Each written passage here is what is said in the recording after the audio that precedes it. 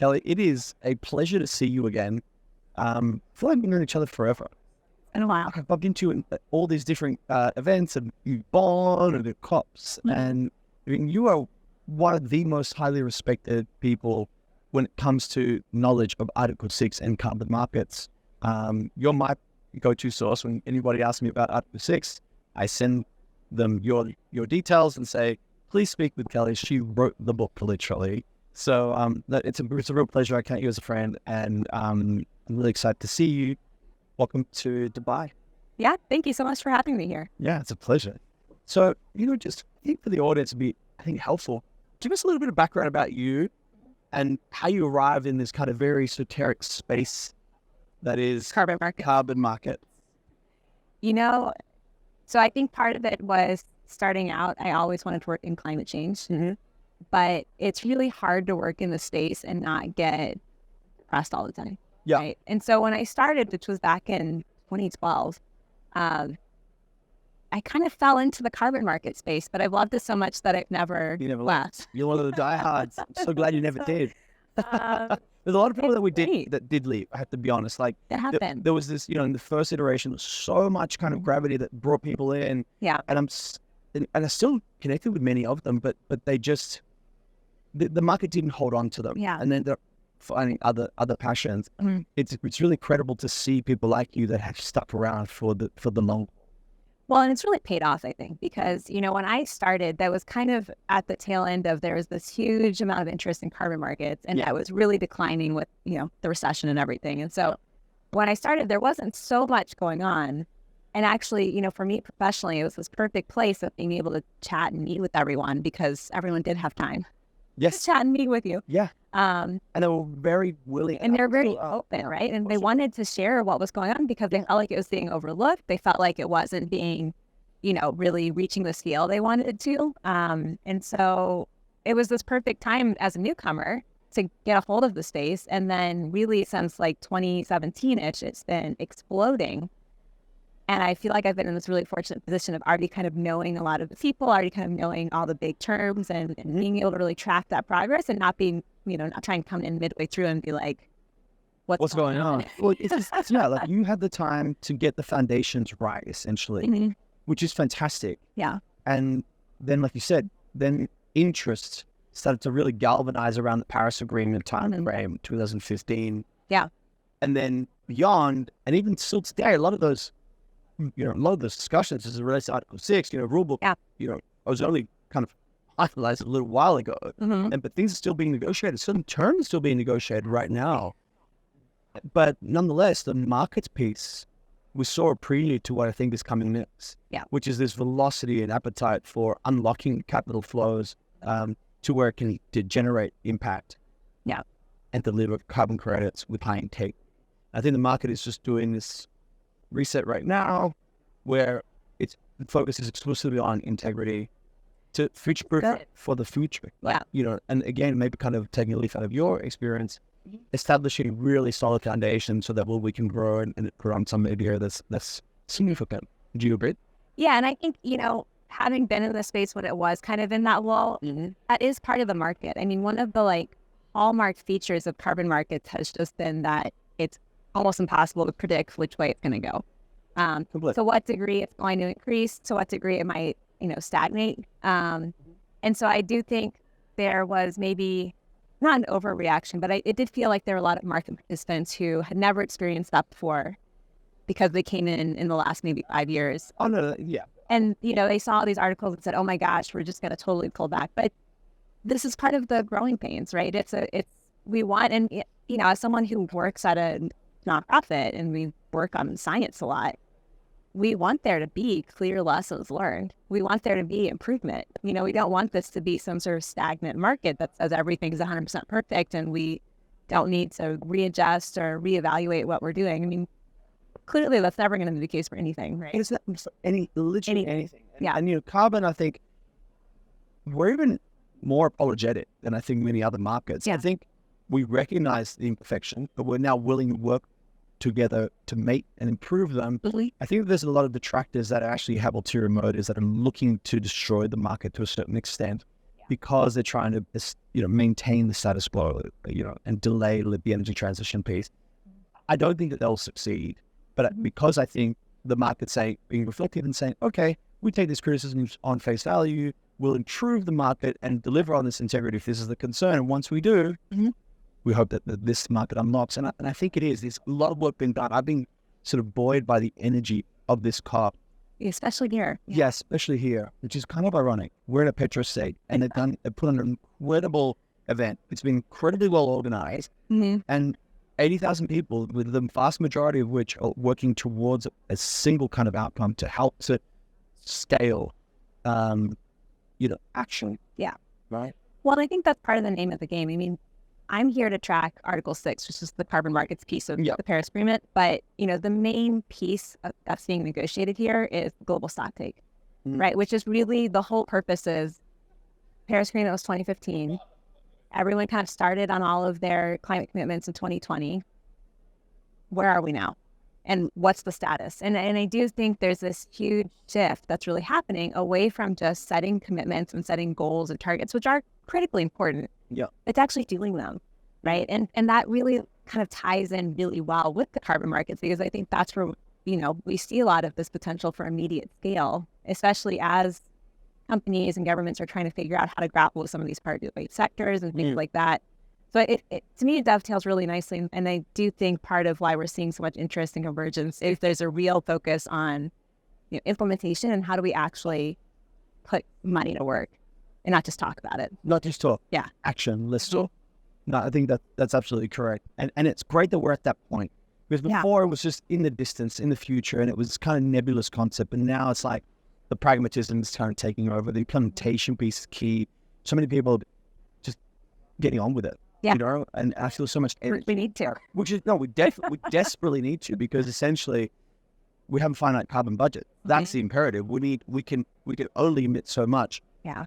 And if we continue to load through that budget, we essentially ensure ourselves a very, very bad outcome as a planet, as essentially a species, and other species, as well as collateral damage, effectively. So we have that sense of urgency. So the fact that you're here, obviously, with a specific focus, and you talked about the global stock take. I mean, if you want to talk about the global stock take, or do you want to dive straight in? Please no. Okay. I sense that. That's why. You've come here with a sort of specific focus to observe and kind of document effectively the Article 6 discussions. Do you want to give for our audience just a quick synopsis of the Article 6 language and essentially the three main sort of areas within that in terms of articles? Yeah, absolutely. I think, as I just said, Article 6 is really the kind of carbon market piece of Paris Agreement. But no one uses the word carbon markets in Article 6, which is really interesting, because the entire purpose of Article 6 is really about countries thinking, okay, we each have our own what are called nationally determined contributions, but basically climate commitments that we're each going to do and pledge to. But what if some of us struggle? What if we have a really ambitious target and we're really struggling to meet it? Or what if some of us, have a target and actually we do better than expected? We're able to really reduce even more emissions. So there's this question of, could we cooperate? That's the official kind of term you see a lot. But basically, can we work together and kind of trade amongst ourselves to collectively ensure that everyone's meeting their targets, but also going above and beyond their targets and really trying to decarbonize even faster together than you could by yourself, which is this really powerful message, right? And so within that, they kind of identified 3 tracks or pathways. So one was essentially, it's called Article 6.2. Basically, countries can just meet bilaterally and they can, or multilaterally. I think Janabella spoke to, who's a negotiator for the Dominican Republic, is kind of talking about what's going on here, a little bit inside baseball. So yeah. But so multilaterally too. Kind of being defined, right? They are. So 6.2 is really kind of it's like a choose your own adventure. You figure out what you want to do. You figure out someone or multiple partners who would want to support that. And then, you both have to collectively, or multiple organizations have to collectively agree, here's what we're going to do. So they established firstly an MOU with specific terms. I think the kind of template terms are being defined right now as well. But they established these relationships, bilateral, multilateral, between countries or parties primarily. Yes. I think there's still some at the moment between countries. Yeah, potential of including maybe even private sector actors in that stream. But that's contentious at the moment. There's a lot of flexibility, right? Flexibility. Yeah. That's exactly where it's at. Okay, so now they have an MOU, and these parties effectively agreed to transact with one another, as you said. Maybe one's exceeded their ambition, and some have not, and now there's potential for effectively transacting with one another. Yes. What are those instruments called for the audience that result from those transactions? So if you're trading, you would be trading what are called internationally transferable mitigation outcomes, or ITMOs. It's a very long way of saying it. Essentially, it's like a carbon credit. Yeah. And each country's doing it differently, right? So I believe Peru, they have a bilateral agreement with Switzerland, and that's country to country. But Peru then kind of had a call for applicants from different project developers who are private sector individuals to say, who's working on mitigation activities that could maybe sell to Switzerland. So it's not just, you have this MOU, but there's a lot of flexibility in how you choose to interpret it. And there's definitely opportunities for the private sector to be kind of pulled into. It's great because that's a public-private partnership. Absolutely. We're leveraging public capital, which is finite, but private capital, which is less finite, let's just say, but galvanized towards same outcomes. Absolutely. And now we get trade flows, and it's no different to what humanity has been doing for millennia. Yeah. Transacting with one another, collaborating, cooperating, transferring knowledge, capacity, etc. Yeah. So the plus to 6.2 is flexibility. The downside is, for the most part, you're doing each of these MOUs separately. Got it. Right. So it can take a little bit more time upfront. But the ambition would be, correct me if I'm wrong here, but it's essentially establishing networks. Certain nodes, whether that could be regional or country specific, depending who's more advanced. I reside in Singapore, and Singapore is famous in terms of the speed and efficiency with which they've been able to deploy MOUs. I've actually lost count however many MOUs. I think it might even be above 30, 40, and that's fantastic. But essentially, in the future, you'd see countries connecting with one another, and then you start to see interoperability of these networks, and that way you'd see potentially movement of these. And a lot of potential for scale there too. Yeah, which is great. Yeah. Okay. But there's one quick key point. Sorry to interject here, but once a transaction occurs and it effectively gets settled, let's call it, right, on the balance sheet, there needs to be an adjustment, right? Yes. So if you're the seller country, you can't just sell credits and then still claim that you are meeting all of your initial kind of climate targets. So if you're exceeding them, which ideally you would be, you'd have to subtract out the credits that you sold. Right. That's this very complicated term called corresponding adjustments, and isn't really in the room right now, but basically for the last 5 years of negotiations was probably the biggest topic. Under debate. It is the underlying accounting rigor. Yeah. Right? It's kind of nerdy and boring. Fundamental in terms of accounting, so that we don't have what's termed as double counting of the same credit. And I think the biggest challenge at this point isn't going to be in the negotiation rooms with this accounting piece. It's going to be for seller countries to try and figure out, when will I choose to sell? What might I sell? How am I going to sell it? And how does all of that fit within my target? So a lot of countries have targets that go out through 2030. So if you're selling a bunch of credits right now and you're kind of subtracting from your target, well, you're not entirely sure if you're going to meet your target yet, right? And so there's this uncertainty and there's risk, which I don't think is insurmountable, but I do think that's a big priority for basically any seller country right now to try and grapple with. How do we manage this risk? And what do we do if we get closer to our kind of target deadline? And all of a sudden we realize maybe we've sold too much. Maybe we've kind of overcommitted. But that's what do you do? So I completely agree. So it's not as essentially reductive or simple as seller countries, buyer countries. I think there will be the delineation primarily along the kind of hemispherical kind of boundary of global north, global south. Yeah. But like we said, because of that kind of long-term curve, it may be that countries that were sort of long at the beginning start to sell, maybe they overshot that, or maybe they undershot the kind of reduction pathways. And now they become buyers of some sort. Yeah. But that's trade. And so that's where you get, in global trade, you have trade surpluses and deficits. In this case, it's the same sort of thing, right? So now having that liquidity effectively of transactions that occur is helpful to everybody to be able to balance the balance sheet. And I think the key thing here that's probably the biggest challenge is that you're absolutely right. In any sort of industry, these sorts of challenges exist all the time. These are not new. No. But usually it's industry that is trying to figure out, okay, how do we do long-term, purchase agreements? How do we deal with kind of risk and hedging? Exactly. Countries just don't have as much of that experience. So it's not that this is insurmountable. It's just new, I think, for a lot of countries. For a lot of folks. Yeah. Okay, cool. All right. So that's 6.2. Thank you for that masterclass. Now, 6.4 is one of the other key areas. So 6.4 basically is kind of the inverse of 6.2. So instead of saying there's a ton of flexibility, go out and figure out how you're going to trade with each other organically, this says, look, we've got the United Nations.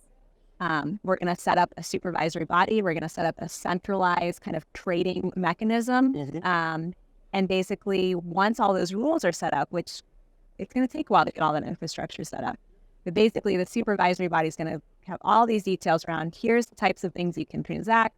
Here's how we make sure that, these offsets are, those are credible. Once all that's set up, if you are a seller country, you just feed into this kind of pre-existing system. And the project developers can also... And project developers can go straight to that. So it's essentially a pathway that is centrally governed. Yes. Effectively. And you mentioned the kind of the rules, but we term them as methodologies, right? So now there's this whole debate around the types of methodologies. In a large part, would it be fair to categorize them as this kind of distinctions around the preference towards removals and still kind of legacy avoidance credits, kind of trying to find their way in terms of the legitimacy and integrity piece as well? Yeah, so there's a couple of things that I think are really big right now. So the first is that, under the Paris Agreement, this is kind of a new system, but prior to the Paris Agreement, there was the Kyoto Protocol. Yes. And that set up the Clean Development Mechanism, which was basically a very similar setup where you have this kind of centralized body acting as a standard. They're going to approve methodologies. So part one, I think, that a lot of the negotiators in the supervisory body are going to think about is, how do we update kind of CDM era methodologies? Because it's been 20 years. They should be updated. How do we update those? Most of those are reduction approaches. Yeah. So how do we first update those and make sure there's a pathway for those existing project developers to figure out, can we kind of be part of this new system? Yeah. So there's an application process. Yes. A determination of whether they get included or they're excluded. Yeah. And effectively stay in the Kyoto universe. Or if they can move into Paris. Yeah. And so I think that's a huge piece right now. That is a really important piece. The other piece is then, under the Kyoto Protocol and CDM era, there wasn't as much thought or consideration given to removal type activities because there's always this risk of reversals with removals. And so there was a lot of questions at the time. Again, this was 20 years ago. What do we do if we sell a credit and then actually that credit was later, that mitigation was reversed? How do you deal with that? There's kind of these liability questions, insurance questions. And so... Insurance is really an interesting topic right at the moment. Yes. And the voluntary car markets have done a lot of thinking in that space in the last 20 years. Yeah. But in the terms of the official negotiation realm, they are trying to figure out, okay, what is our stance on these types of methodologies? So there is a huge document out just on how to deal with removals. And that's a huge debate. That was just being debated in the real world just before this. Yeah.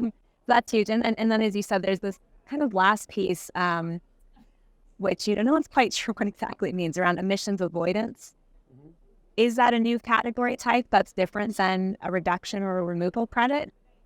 Does it exist under a reduction or removal credit? No one's quite sure. It hasn't really ever been defined.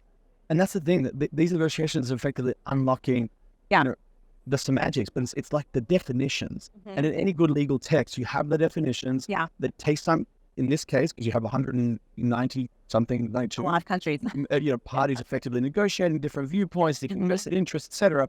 Once those definitions are in place, now they're in the legal text. Yeah, and then creates back to the foundation kind of metaphor that we've been using.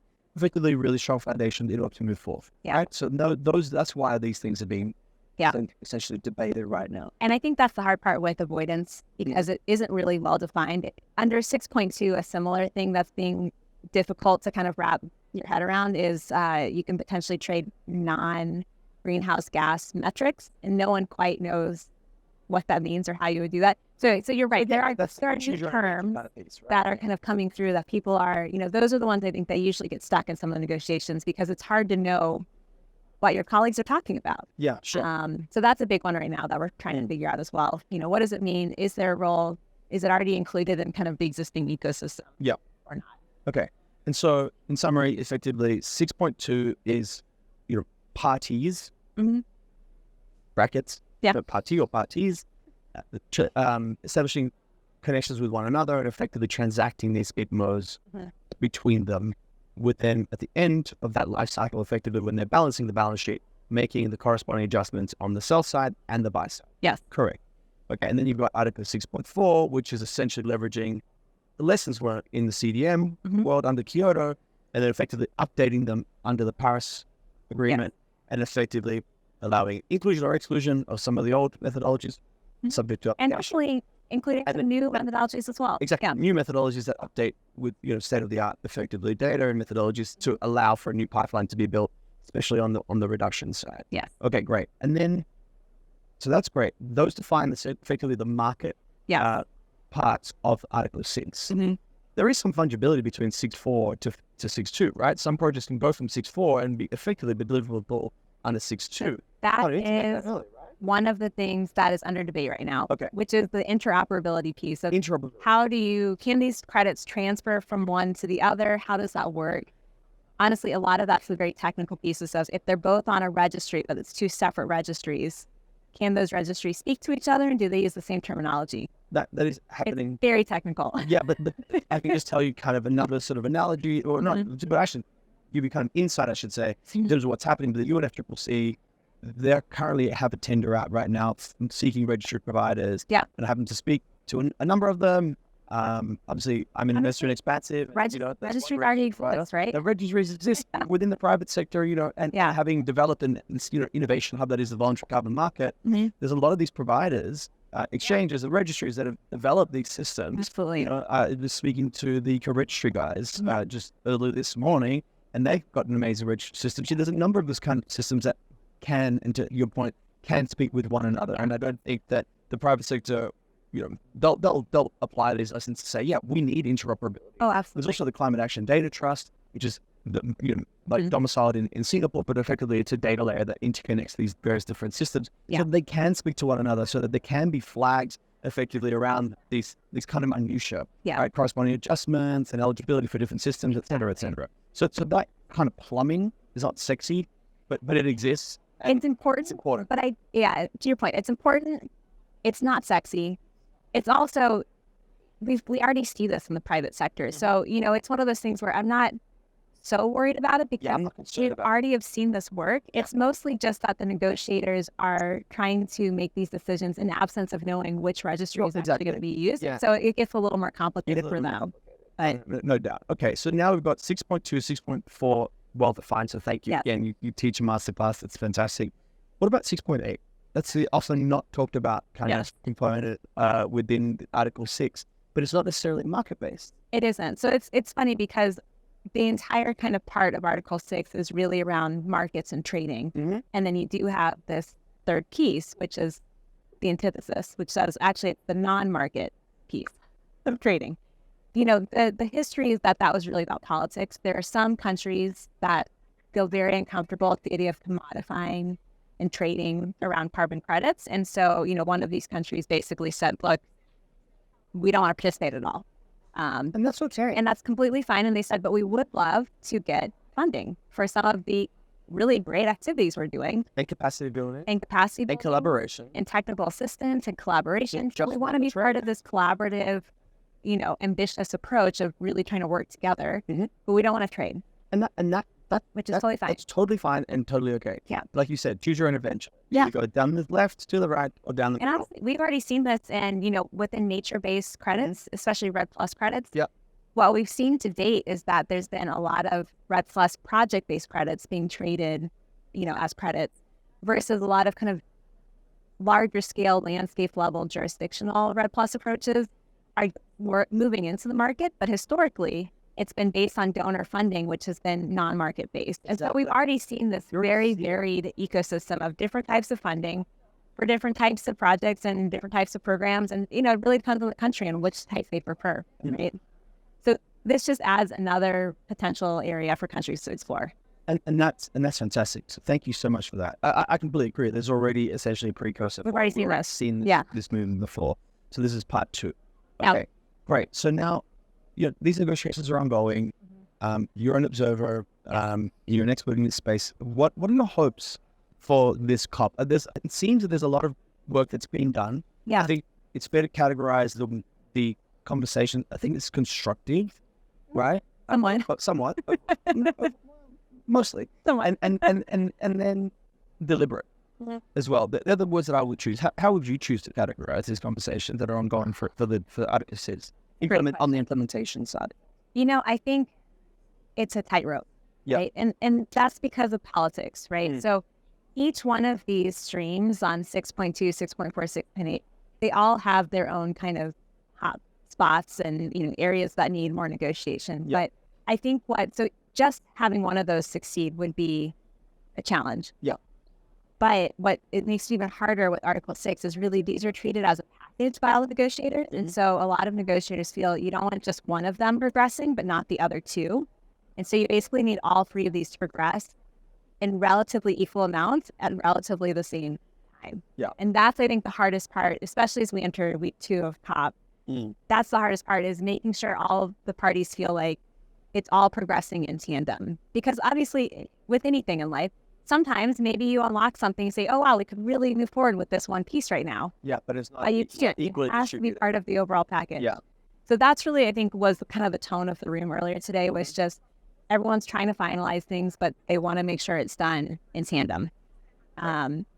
That said, in my view, the biggest issue in terms of timing is really under that middle one, 6.4, because there is a deadline already included in previous years that basically said, if you have these old CDM projects, they need to apply to transition, I think, by the end of next year. Yeah. Which is really soon. And they can't do that if there are no new methodologies created. Yeah. And so all these project developers are waiting at the start of the race saying, let us run, and they're allowed to. Yeah. So I think there's a huge piece that really needs to move forward. Yeah. Frankly, in terms of some of the 6.2 stuff, I think a lot of these details are really critical, but it's not really stopping pilots where, as you saw with Singapore, we're already seeing tons of pilots happening, right? So that's not going to be a barrier for future work to happen outside of the COP. But for 6.4, we really need that kind of those decisions to actually start to move that process forward. Yeah, because otherwise we risk not only the delay of the kind of methodology creation and the kind of the review process and the monitoring, the quality verification that underpins any good standard, effectively, to kind of borrow a nomenclature from the private sector and the independent standards. But effectively, that pipeline of supply cannot actually be unlocked. Yeah. And so we're deferring the action to even further. So, I also subscribe to your kind of hope here, effectively, that I'd like to see that we would like to see that unlocked. And I think, the hard thing, too, is so you do have all these kind of older project developers who want to be a part of this new system that can really jumpstart supply.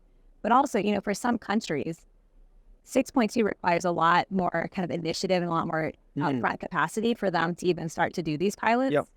And so there are definitely, I think, a lot of countries that are looking at 6.4 saying, we want all of this to be set up for us so we don't have to do all that work up front. And so they're going to start to lose out if all these 6.2 pilots start moving forward and they're still leading to be able to participate. Okay. Wow. I mean, it's incredible.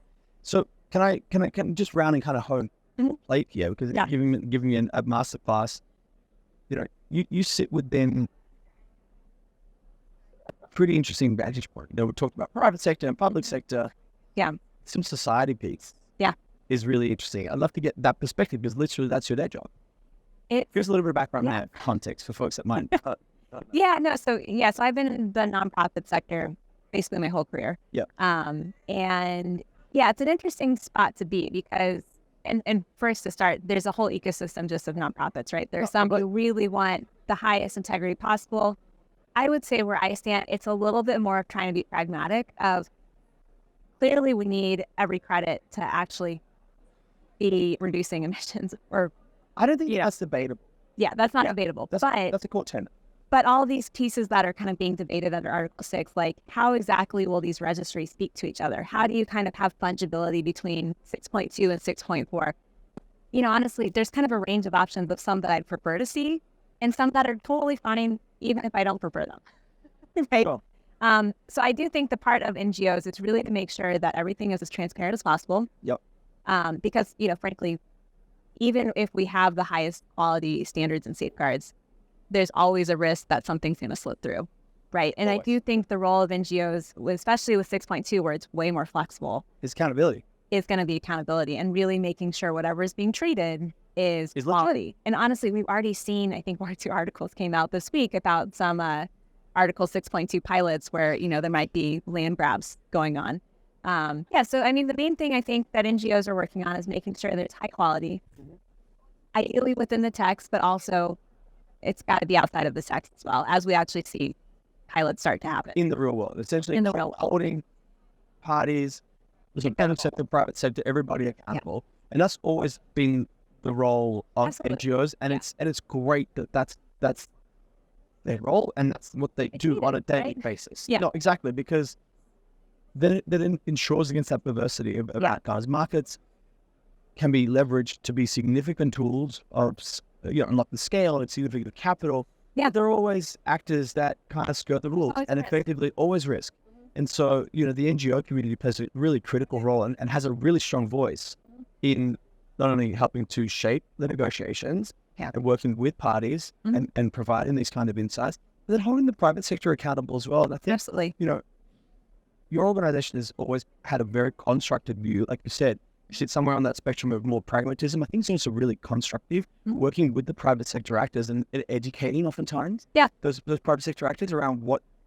Because we need everyone to be part of the solution, right? So that collaboration kind of comes back to the kind of spirit of Article 6. Yeah. Even though it's a market component and then you have the non-market component under 6.8, collaboration is the uniform kind of layout. Absolutely. Right? It's like the base fabric effectively of it all, because it is impossible for one single country, one single enterprise, any person to be able to do it all, themselves. It's too heavy a load to carry. Absolutely. So now you have this, you got interoperability of these different systems, but interconnectivity effectively as well of the various different stakeholders in this whole, problem solving initiative. No, absolutely. Yeah. And I think the other role of NGOs, which we haven't done so much yet, but I'd really like us to start to ramp up, is in addition to trying to hold kind of the line on quality and make sure we're providing that watchdog effect, is also being helpful, right? A lot of these countries are really trying to figure out, how do we go about this? A lot of them need additional support and capacity building and technical assistance. And so, we're really hoping that we can actually help countries figure out how they want to approach this. And, because at least for my organization, we're a very large multinational organization. Part of it too is trying to draw linkages and lessons learned across all these different countries to say, okay, if one of your risks is, you're not sure how you're going to meet your NDC. Well, here's how maybe some other countries have tried to address that through their own legislation and policy processes. And I do think there's a huge role for that, to really kind of help inform and empower, especially developing countries and least developed countries, figure out how they're going to actually navigate this, because it's an incredibly complex market, as you know. But you touched on really, completely. The complexity is there, but there's knowledge asymmetry and there's all this sort of stuff. But actually, on that point, like you triggered my mind on something. I spoke to a representative from a country in the global south, and she said to me that at the country level, at the ministry level, they lack the resources in terms of human capital, and also like capital, to send people to the negotiating table, here in COP. They just lack the resources. Small island nations or least developed nations.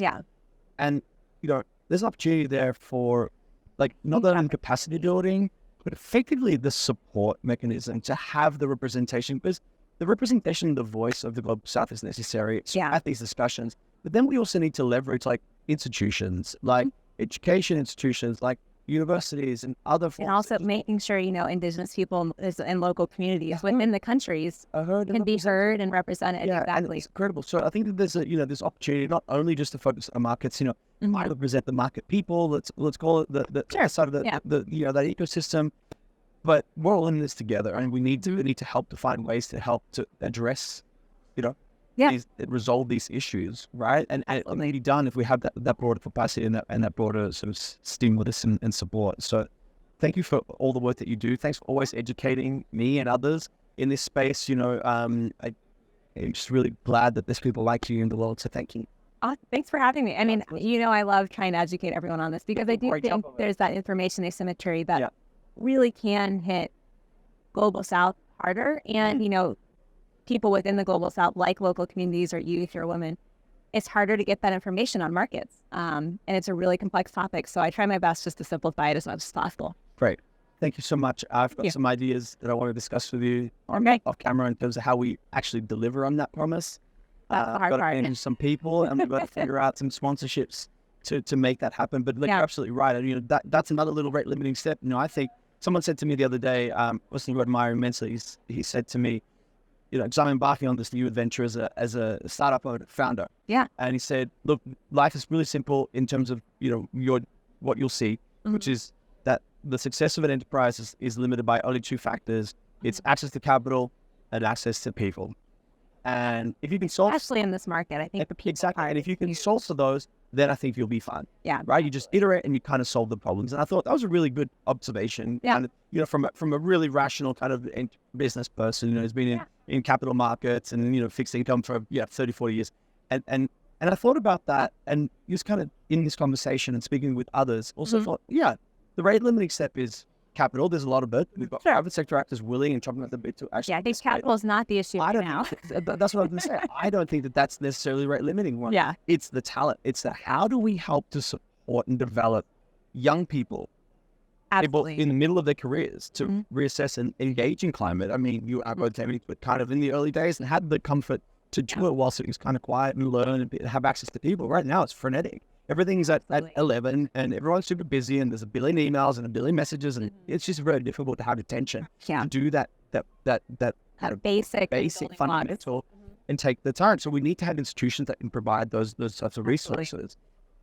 And then as a result, we have people coming through that pipeline effectively that are galvanized to take on the monument. Have that opportunity. Yeah, because I do think, especially...